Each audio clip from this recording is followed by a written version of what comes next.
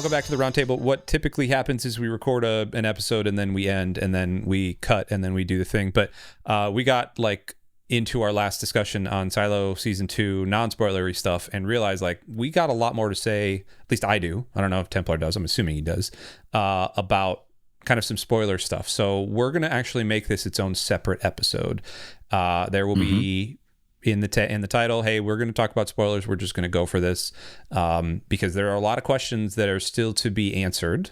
There are a lot of things that happened, particularly in the last 2 episodes of Season 2, that caught me by surprise and made me like, I don't know if you felt this way, Templar, but like I was going in episode 8, 7 and 8. I was kind of like, all right, this is okay. Like, this is fine. Like, I don't necessarily know. I'll watch it when it comes out again for Season 3. I'm not going to like rave over it. And then in episode 9 and episode 10 hit. And I was like, all right, I need to know what happens here. Because there's some stuff that like at the very end, especially like the last 15 or 20 minutes where it's thinly veiled. So I'm going to kick it to you first. What is like the overriding question that you're leaving Season 2 with?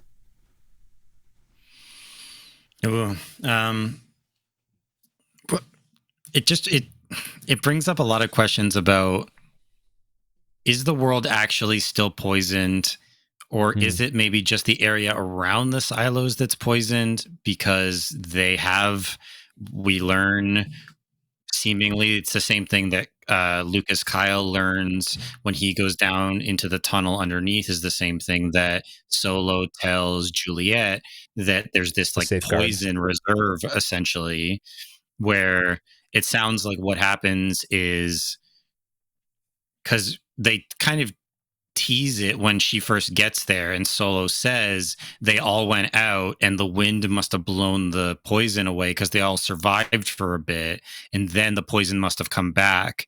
So what that seems to me is suggesting happened is they did something to maybe stop the poison from being released. They went out, they were okay for a bit, and then maybe whatever they did failed and the poison was all released and then they all died.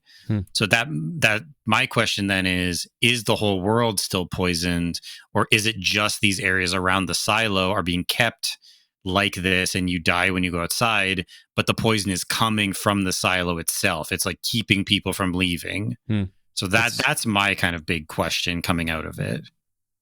What did you think of that reveal with the safeguard when they're talking about the safeguard? And like that's like the last episode where they're really like, that's when Tim Robbins, Bernard kind of goes crazy a little bit. Lucas Kyle he finally mans up and he goes crazy. We're assuming Sims and his wife Camille, like they find out what's going on. Like how did you feel about that whole reveal of like, oh, there's poison? It was interesting, and I had been wondering about that anyway, because even when they're going out to clean, it's like, what's killing them? Are they putting something in the suit? Is it in the air tank? Like, oh, it's in the atmosphere, but like, oh, so it's better tape, and that's what's keeping him. Like, okay, but it's like the poison from here, or is it like, is everything poisoned?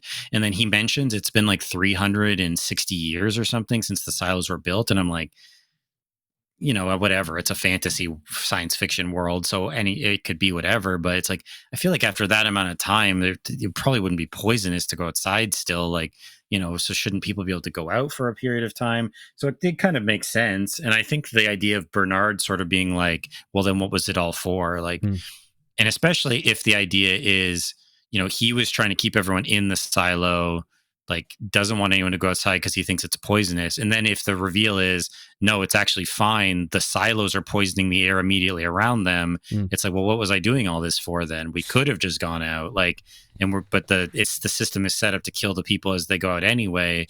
And so I liked that he was like, it did actually shift something in him where he was like, fine, I'm done. Like, that's it, whatever. Like, I've had enough of this. He didn't stick to it like some maniacal villain. It does suggest that he genuinely thought, I'm doing what's for the best. Like, I'm doing the hard things that are not going to make me popular, but I'm going to keep people alive. And then so when he finds out maybe it's all for nothing, because maybe the world actually isn't poisoned, it's like, well, what was it for then? Why was I doing all this? Why was I making all these sacrifices? Why was I doing all these things if, it was ultimately for nothing? So I liked that. I thought that was good. I think it was good for his character. And I think it was interesting in terms of the whole world building. Yep.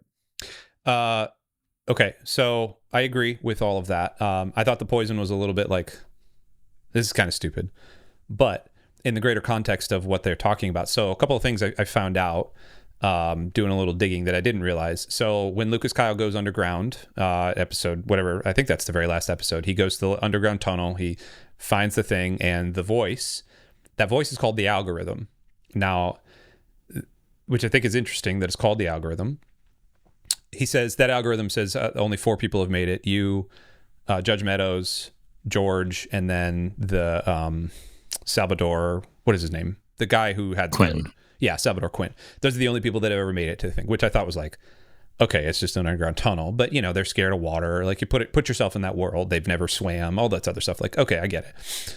So only 4 people have made it to that tunnel, which why all of a sudden would the voice be saying like, oh, hey, this is our big grand master plan? I get it. It's probably, again, it's called the safeguard. So there's a reason that like, hey, you can't go any further because this is where we mine the poison, or this connects all the other things. I don't know. There's probably other things that are going to come out from that, which is why Lucas Kyle, like, he doesn't give up like Bernard does. He gets like more confident. And I think he doesn't tell the whole story to Bernard. Like, I think there's more happening there. Right. So that's, my read on what he did was that he just accepted that we're all going to die. Like, I think that was what he was doing when he went home, went back to his mother. I think he was just, his feeling was just, we're all dead. Like, okay. So I'm just going to go be with my family. Sure. Because he's assuming they're like, because at that point the rebellion's happening. Patrick, I forget his full name, but Patrick is like leading people to go open the outside door because he believes this thing that Juliet, that it's okay outside. So he's like, they're going to open it. It's going to activate the safeguard. It's going to kill everyone. I'm dead. My whole family's dead. I'm just going to come be with them while that happens. That was my read on what he did, what his decision was at the end. That's fair. I'm digging a little bit deeper into it because there always seems to be like another level with a lot of this stuff, with the way Hugh Howey has written the books. There's always like a subtext underneath all of it. So I feel like there's that. Sure. The question that I think, well, okay, let me back up to why I think that is. So it's called the algorithm.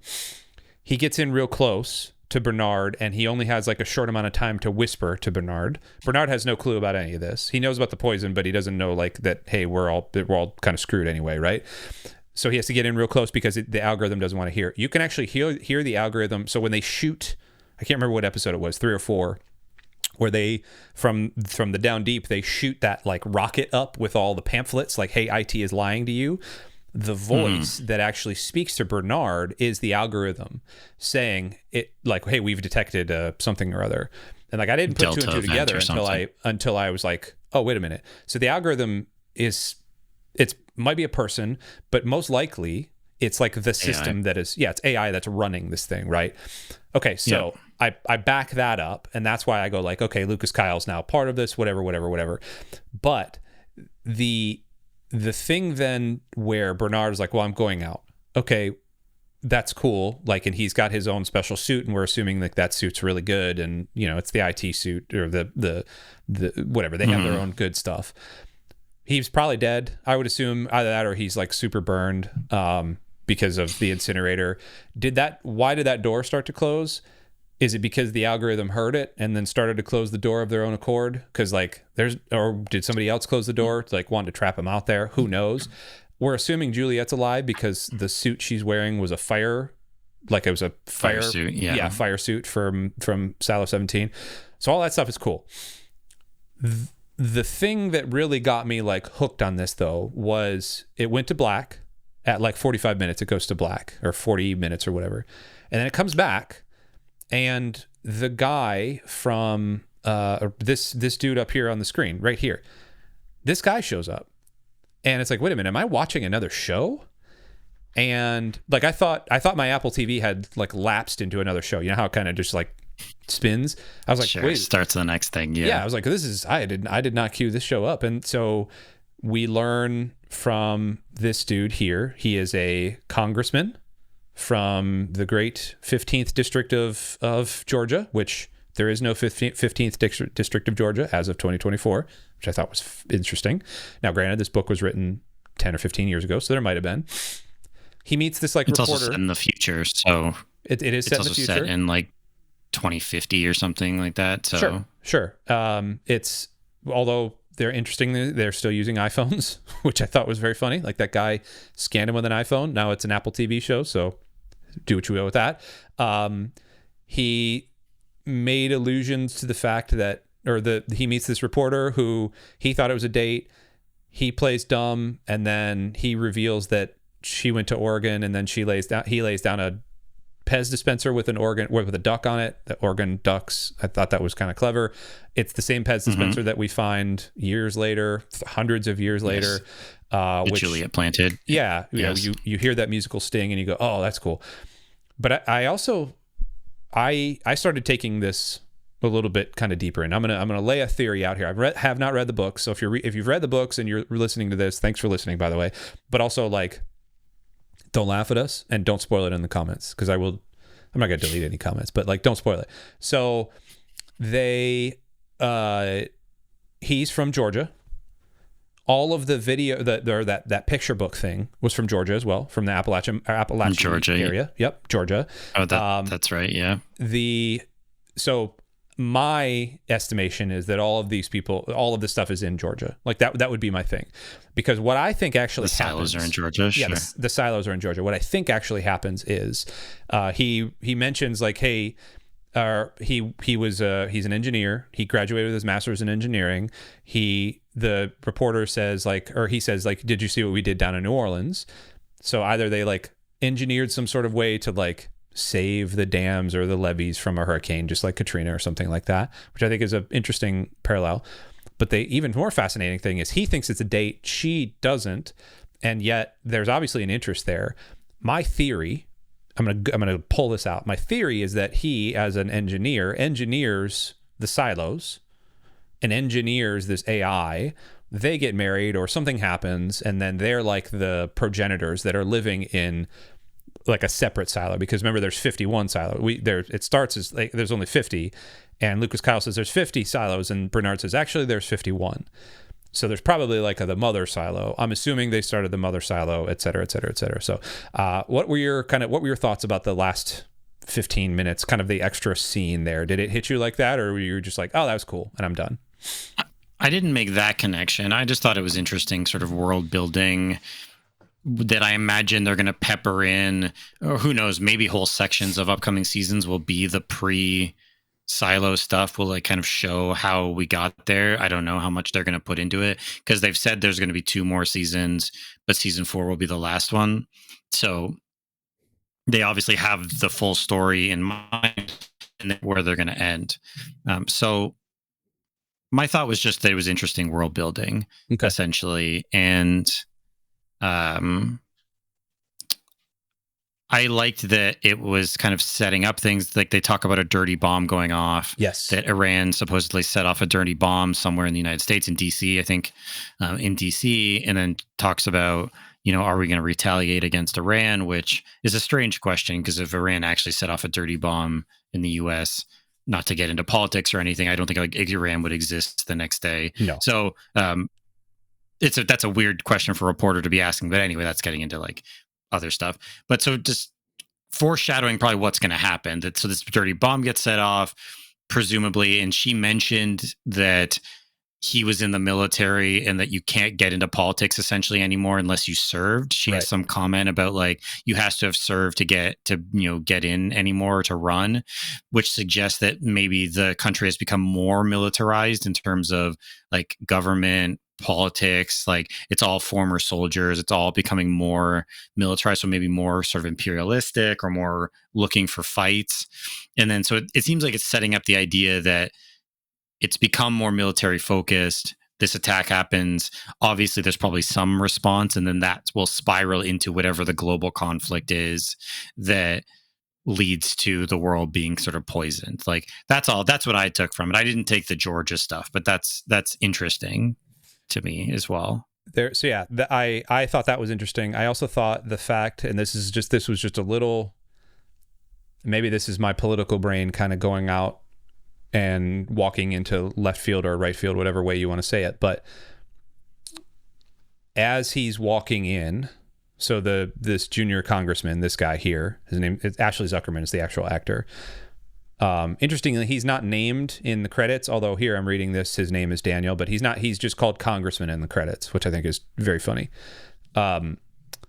He walks in, and as he's getting scanned, he gets green, and he says, do you ever flash red on anybody? And that guy says no. So my political brain immediately went to, okay, was it faked or something? Yeah, like is it a false flag thing so that the United States can go attack Iran? Like, was this setup, was the dirty bomb set up, and like, was this guy part of it? And that's how they're actually going to get all of the people. Because if you think about what's happening with the dirty bomb thing, like that usually means like, okay, maybe we're faking a radiation thing, and that's how we're making everybody stay underground, is we're faking radiation outside, and that's what the poison is. The poison is faking radiation outside. So that was the whole spin there. And again, I'm not going to know anything until I burn through all 3 of these books. And even then, I might not know. I don't want to wait. Yeah, they might diverge from the books. You never know. Sure. And I don't want to wait 6 years to figure this all out, or 5 years, whatever. Although I think they already started filming season 3, if I remember correctly, because they filmed all of this back in 2023. They at least they filmed a lot of like the water stuff back in June of 2023. So like, that's a heck of a lead time. I think probably what they were doing was they just wanted to make sure they got it right. But if they are hearing the popularity of this show right now, you better believe they've been recording for 3 or 4 months right now, if I had to guess. Yeah, I think it'll come out relatively quickly. But even still, I'm curious. I want to read it and see. I don't want to wait the 2 years just to see what happens. So yeah, cool. Any other spoiler things? Anything hit you out of this entire season that was weird, fun, just quickly? Well, one thing I would mention, because I mentioned in our non-spoiler video that there was one thing late in the season that kind of started to sort of turn me off of it. Oh yeah, and that was the walker flip, where she is like working with Bernard, which they do a good job of selling, because like I did think like, oh, maybe it's going to get undermined somehow and they'll play him, which does turn out to be the case. But it seemed like for a while they were legitimately selling that she was just really desperate. You know, she was married, so she was still in love with this woman, and then they've rekindled this romance, so she's really just like, so it's so fresh again that she's just like willing to do anything. And I hated that. I hated it. Really? Because to me, it was so against. I hated that it's like, not that she's would want to do anything, but that she would be willing to sell out Mechanical to Bernard.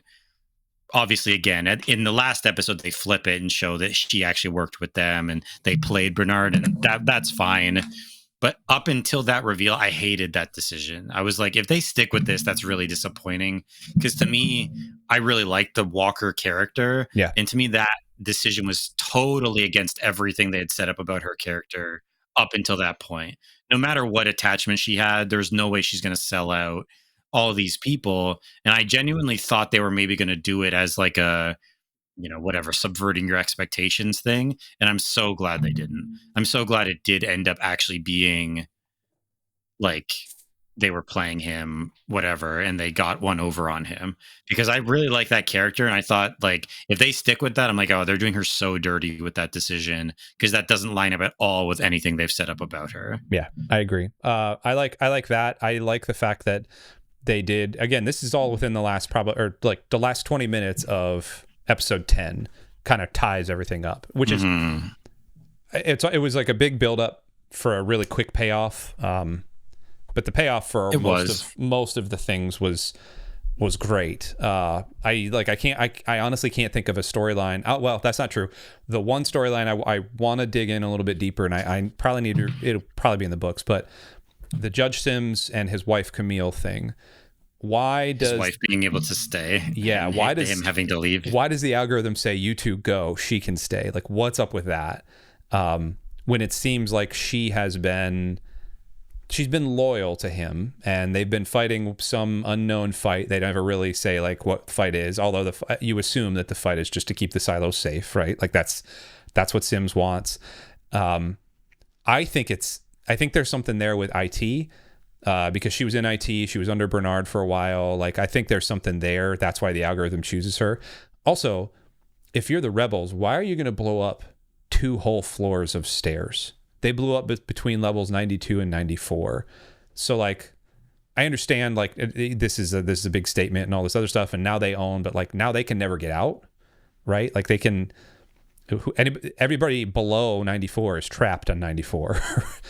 So like, well, I mean, I assume with some time they would be able to like maybe not rebuild the stairs, but probably set up something to get people down. But the idea was just trapping all of the raiders down there. Yeah, right? I get so that. It's like you go them down there, you blow it up. Yeah, that's fair. I think they'll rig something up to be able to get people over whatever that gap is. I think that's fine. Although the pact says apparently you're not allowed to use elevators. So like, what do you do? Yeah, I don't know how invested people are going to be in the pact next season. I'm interested to see what happens. I hope in season 3 we get outside the silo stuff. Like they are able to block whatever the poison is or whatever that the safeguard system is, and we get some like exploration outside, maybe see what some of the other silos, what happened there, or the like wider world. I don't know how far they'll go in season 3 versus 4 or whatever. And maybe when I read the books, I'll just find out anyway. But I do hope we see more, because I don't want a whole nother season of like inter-silo politics. No, I don't either. I don't, or intra-silo politics. Now that they have established 2 silos with, I mean, silo 17 has 5 people in it, and one of them's a baby, so like whatever.